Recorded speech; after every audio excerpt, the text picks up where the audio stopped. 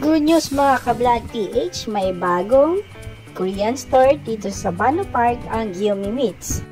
Tama kayo, isa siyang Korean-inspired na shop.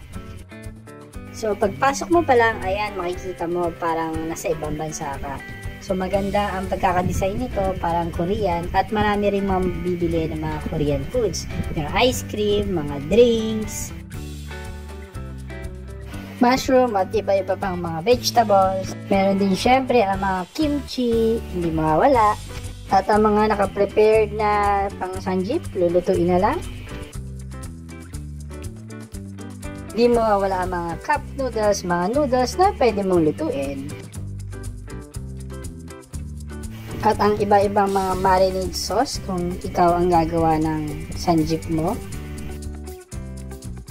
Yung noodles mo, pwede mo dito lutuin at mag-dine in with friends. So, busy na lang kayo dito sa Sabano Park, San Jose del Monte, Bulacan.